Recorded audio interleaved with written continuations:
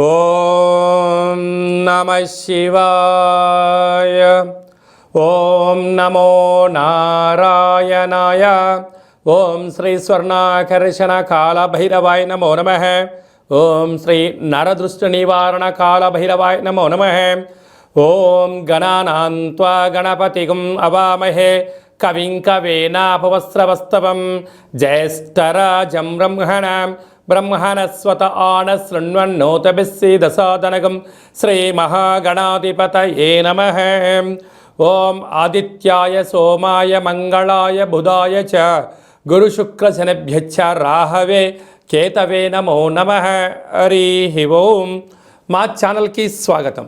చూస్తున్న వీక్షకులకు ప్రేక్షకులకు ప్రియ కాళభైరవ భగవద్బంధులకి స్వాగతం పలుకుతూ మమ్మల్ని ఎంతగానో ఆదరిస్తూ ఉండబడినటువంటి ప్రియ సోదరి మనులకు అందరికీ, సనాతన ధర్మ సంరక్షకులకు అందరికీ కూడా నూతన తెలుగు ఉగాది పండగ శుభాకాంక్షలు. శ్రీ క్రోధినామ సంవత్సరంలో అందరికీ నిండు నూరేళ్ల ఆయురారోగ్యాలను ప్రసాదించాలని, వారాలు 7, తిథులు 15, నక్షత్రాలు 27, రాసులు 12, లగ్నాలు 12, మహర్దశలు 9, అలాగనే షడ్రుచుల సమ్మేళనమే 6 ఋతువులతో కూడుకున్నటువంటి తీపి, కారం, పులుపు, చేదు, వగరు అనేటువంటిది ఎలా ఉంటుందో మనిషి జీవితంలో కష్టాలు సుఖాలు ఎప్పుడు ఉంటాయి. ఎవరి జీవితంలో కూడా ఎప్పుడు కూడా పూర్ణిమ శాశ్వతం కాదు, అమావాస్య అనేటువంటిది ఎప్పుడు అడ్డంకి కాదు అని చెప్పి గుర్తుపెట్టుకోవాలి. కనుక ఈ 360 రోజులు ఈ క్రోధినామ సంవత్సరంలో 30 సంవత్సరాల తర్వాత శని భగవానుడు తన సొంత గృహంలో ఉండగా వచ్చినటువంటి క్రోధినామ సంవత్సరం కావడం వలన అందరికీ నిండు నూరేళ్ల ఆయురారోగ్యాలని, విద్య, ఉద్యోగ, వ్యాపార, రాజకీయ, సేవారంగ కార్యక్రమాల్లో అన్నింటా విజయం సాధించాలని కోరుకుంటూ ఈ సంవత్సరంలో అందరికీ తెలుగు ఉగాది పండుగ శుభాకాంక్షలు. ద్వాదశ రాశిలో గ్రహ గమనాన్ని ఒకసారి వీక్షింపచేద్దాం.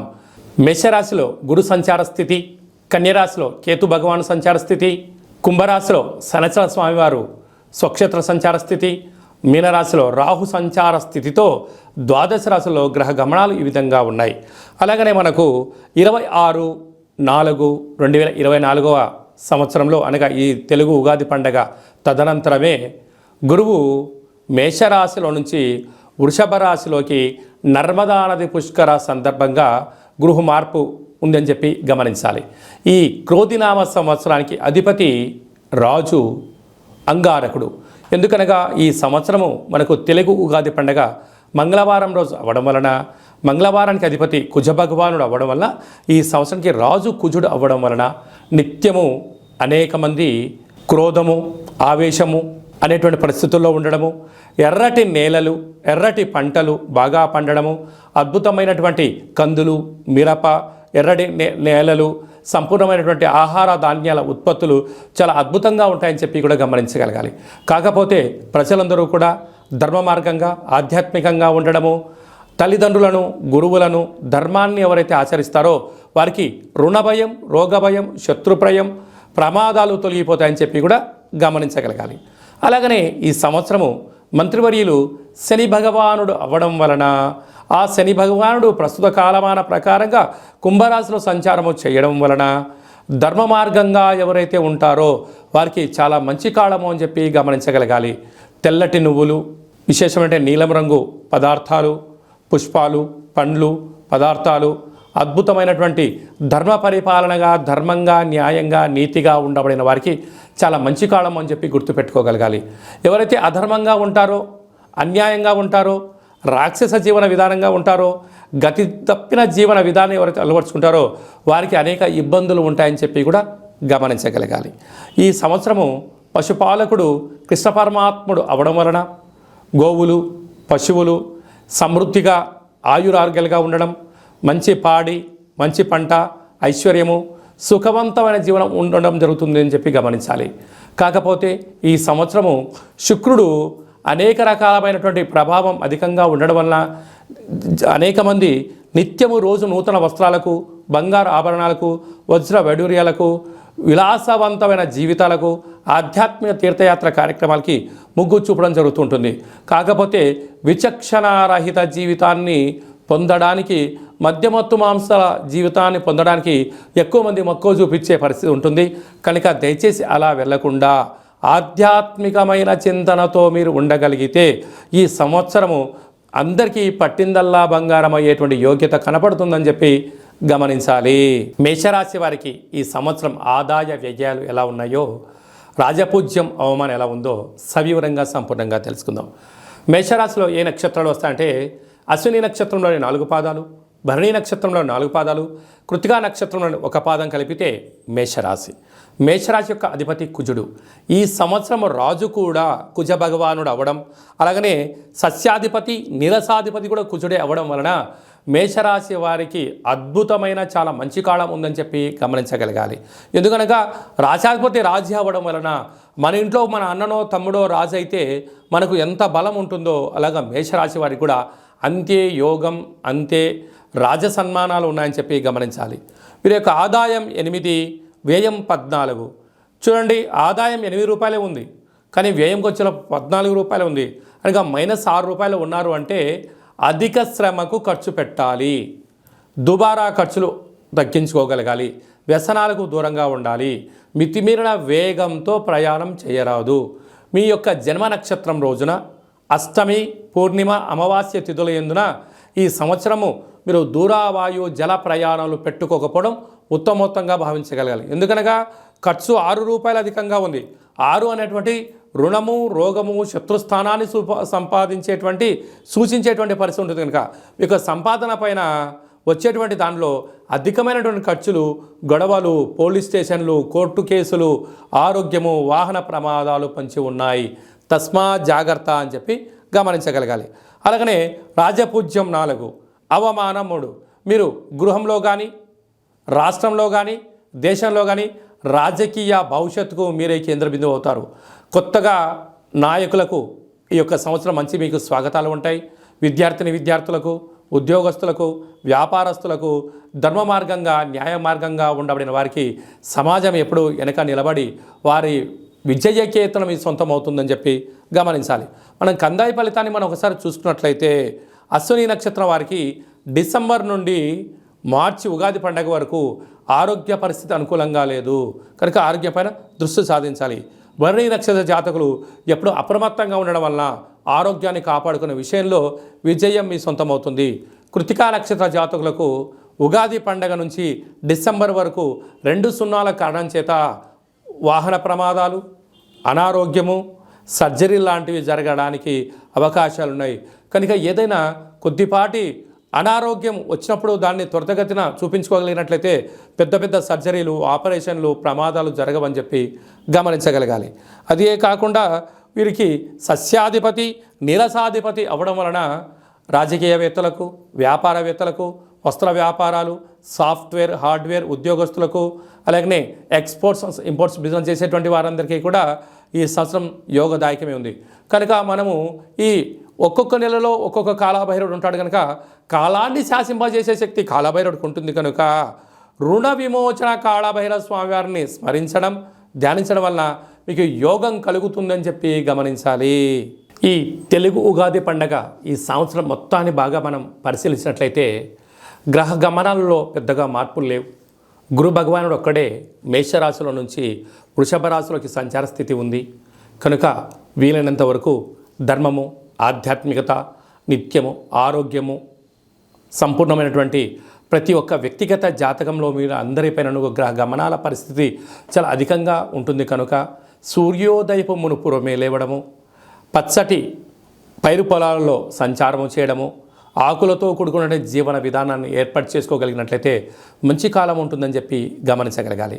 ఈ సంవత్సరము ఏప్రిల్ ఆఖరు నుండి ఆగస్టు 8వ తారీఖు వరకు అనగా 100 రోజులు దరిదాపు వివాహాది శుభ కార్యక్రమ ముహూర్తాలు లేవని చెప్పి ముందస్తుగా గమనించగలగాలి. కనుక ఈ సంవత్సరం అంతనూ కూడా మనం అద్భుతమైన విజయం సాధించగలగాలి అన్నట్లయితే ఒక్కొక్క నెలలో ఒక్కొక్క కాళభైరవ స్వామి వారు ఉంటారు. కనుక ఆ కాళభైరవ స్వామి స్మరణ, కాళభైరవ స్వామి కూష్మాండ దీపము, కాళభైరవ హోమము, కాళభైరవ రక్షణ కంకణాన్ని మనం ధరించగలిగినట్లయితే ఈ సంవత్సరాంతము కుజుడి యొక్క ప్రభావము, శని భగవానుడి యొక్క ప్రభావము తీక్షణ తగ్గి వృత్తులలో, ఉద్యోగాల్లో, వ్యాపారాల్లో మనం అనుకుంటున్న విజయం మన సొంతం అవుతుందని చెప్పి గమనించాలి. ఇంకనూ మనం విజయం సాధించగలగాలి అన్నట్లయితే ఈ యొక్క పాత్ర కంచు పాత్ర అంటారు. అంటే కంచు మోగినట్టు కనకంబు మోగదు గదరా సుమతి అని చెప్పి మనకు సుమతి శతకంలో చెప్పుకున్నాం. ఇక్కడ రాసులు 12 ఎలా ఉంటాయో 12 రాసులను ఇందులో అచ్చు వేయడం జరుగుతుంది. ఈ యొక్క పాత్రను మనం ఇంట్లో ప్రతిరోజు పూజ చేసుకున్న తదనంతరము 2 అగరబత్తులను వెలిగింపజేసుకొని మనసులో ఏదైతే కోరిక ఉందో కోరుకొని ఓం స్వర్ణాకరేషణ కాళభైరవాయ నమో నమః అనేటువంటి మంత్రాన్ని ఉచ్చరింపచేస్తూ ఇలా చిన్నగా శబ్దం చేసినట్లయితే ఓంకార శబ్దం రావడం జరుగుతుంటుంది. ఇలాగా ఈ ఒక ఓంకార శబ్దాన్ని ఇలా చిన్నగా ఇలా వృత్తాకారంలో తిప్పినట్లయితే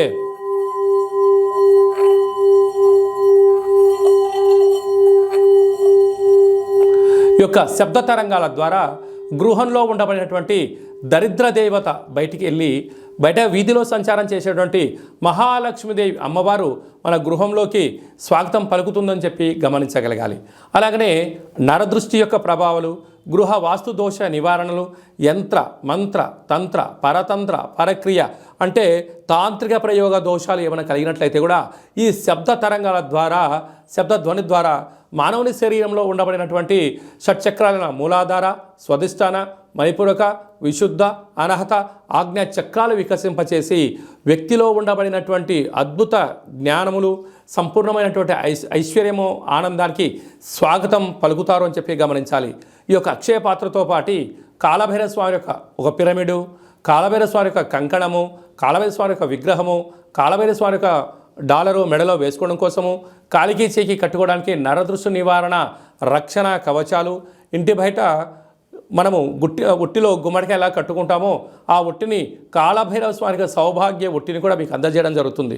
ఈ కావలసిన వారికి మన యొక్క దేవాలయంలో ప్రతి నెలలో 4 మంగళవారాలు, 4 శనివారాలు, శుద్ధాష్టమి, పూర్ణిమ, బహుళాష్టమి, అమావాస్య సందర్భంగా ఒక్కొక్క నెలలో ఒక్కొక్క కాళభైరవ స్వామి ఉంటారు కనుక ఆ కాళభైరవ స్వామి యొక్క పూజా కార్యక్రమాన్ని మీకు వాట్సాప్ ద్వారా లైవ్ కూడా చూపించి స్వామివారికి ఆశీస్సులు మీరు పొందగలరు. కనుక అక్షయ పాత్రను మన గృహంలో పెట్టుకుందాం, అష్ట కష్టాలకు స్వస్తి పలుకుదాం, ఐశ్వర్యానికి ఆనందానికి స్వాగతం పలుకుతాం అని చెప్పి గమనించాలి. అలాగే మీ వ్యక్తిగత జాతకం తెలుసుకోవాలనుకుంటున్నారా? మీ యొక్క పేరు, పుట్టినటువంటి తేదీ, నెల, సంవత్సరం, పుట్టిన సమయాన్ని రాసి మీరు వాట్సాప్లో పంపించగలిగినట్లయితే 100 సంవత్సరాల జాతకాన్ని వ్రాసి మీకు పంపించి మీరు పుట్టినప్పుడు గ్రహ గమనాలు ఎలా ఉన్నాయి, ప్రస్తుత కాలమాన ప్రకారం ఎలా ఉన్నాయి, భవిష్యత్తులో ఎలా ఉండబోతున్నాయో సవివరంగా సంపూర్ణంగా మీకు తెలియజేయడం జరుగుతుంది. అలాగనే చాలామందికి పుట్టినటువంటి కాల సమయంలో డేటా బర్త్లు లేనటువంటి కారణం వలన మీ పేరు యొక్క మొదటి అక్షరాన్ని అనుసరిస్తూ రాశిని, భూత భవిష్యత్ వర్తమానాన్ని కాళభైరవ ఉపాసన చేత గవళ ద్వారా అనగా రమణ శాస్త్రం ద్వారా మీకు తెలియజేయడం జరుగుతుంది. అలాగా మీ యొక్క కలిగినటువంటి అబ్బాయికి కానీ అమ్మాయికి కానీ ఆధ్యాత్మికంగా జన్మనామము ఏం పెట్టాలో తెలుసుకోవాలనుకుంటున్నారా? ఆధ్యాత్మికమైన మంచి పేర్లను మన యొక్క దేవాలయంలో మీకు తెలియజేయడం జరుగుతుంది. అలాగే మీ అబ్బాయి కానీ అమ్మాయి కానీ ఎంత ప్రయత్నం చేసినా సంబంధం ముడిపడడం లేదా, ఎందుకు పడట్లేదో మనకు తెలియజేయడం జరుగుతుంది. వచ్చే వధువు కానీ వరుడు యొక్క జాతకంలో గణాలు, గుణాలు, జాతకము, సంతానము, విదేశీయానము, యోగాలు ఎలా ఉన్నాయి, దోషాలు ఏమన్నా ఉన్నాయో కూడా వివాహ జాతక పరిశీలన వివాహానికి సంబంధించినటువంటి సంపూర్ణంగా మీకు తెలియజేయడం జరుగుతుంది. అలాగే గతంలో వివాహమైనటువంటి దంపతులు తరచుగా గొడవ పడడం కానీ, నిత్యం అనేక రకాల ఇబ్బందులతో పడడం కానీ, విడిపోవడం కానీ, అలాగే పోలీస్ స్టేషన్లు, కోర్టు మెట్లో విడాకులకు తీసుకోవాలి అనుకుంటున్న వారందరికీ కూడా ఒక చిన్న ఆధ్యాత్మిక సలహా ఏమిటయ్యా అనగా మీ యొక్క పేరులో కానీ మీ జాతకంలో కానీ స్వల్పమైన మార్పులు చేయడం వలన మీకు ఎలాంటి ఇబ్బందులు లేకుండా పార్వతీ పరమేశ్వరులు ఎలా కలిసి ఉంటున్నారో అలాంటి కలిసి ఉండడానికి ఆధ్యాత్మిక సలహాలు సూచనలు ఇవ్వడం జరుగుతుందని చెప్పి గమనించాలి. అలాగనే చాలామందికి కాళభైరవ మంత్ర సాధన ఎలా చేయాలి, మంత్రాన్ని ఎలా తీసుకోవాలి, ఎలా మనము ముందుకు తీసుకెళ్లాలో మన యొక్క దేవాలయంలో మీకు మంత్ర ఉపదేశం చేయడం కూడా జరుగుతుందని చెప్పి గమనించాలి. కనుక ఈ క్రోధినామ సంవత్సరంలో అందరికీ శుభం, జయం, లాభం జరగాలని కోరుకుంటూ ఆశీర్వచనం. ఓం రాజాదిరాజాయ ప్రసహ్య సాహినే నమో వయం వై శ్రవణాయ కుర్మహే సమే కామాన్ కామకామాయ మహ్యం కామేశ్వరో వై శ్రవణో యదదాతు కుబేరాయ వై శ్రవణాయ మహారాజాయ నమః. శతమానం భవతి శతాయు పురుష సతేంద్రియ ఆయుష్యేవేంద్రియే ప్రతిష్టతి ధనం ధాన్యం బహుపుత్రలాభం శత సంవత్సరం దీర్ఘమాయు సర్వే జనా సుఖినో భవంతు లోకా సమస్తా సుఖినో భవంతు సర్వం శ్రీ కాళభైరవ దేవతార్పణమస్తు. ఈ వీడియో మీకు నచ్చినట్టయితే లైక్ చేయండి, షేర్ చేయండి, మా ఛానల్ని సబ్స్క్రైబ్ చేసుకోండి. నేను చేస్తున్న ఆధ్యాత్మిక వీడియోలు మీకు ముందస్తుగా నోటిఫికేషన్గా రావాలి, అందరికన్నా ముందు మీరు చూడాలి అన్నట్టయితే గంట సింబల్ ప్రెస్ చేయండి, పైన అలానే బటన్ కూడా తెలియచేయండి. భగవద్బంధులకు, మిత్రులకు, స్నేహితులకు మీరు ఎవరి క్షేమానైతే కోరుకుంటున్నారో లేక మీ క్షేమాన్ని ఎవరైతే కోరుకుంటున్నారో ఈ కాళభైరవ స్వామి యొక్క విషయాన్ని మీరు వారికి చేరవేయండి. హిందూ ధర్మాన్ని కాపాడండి.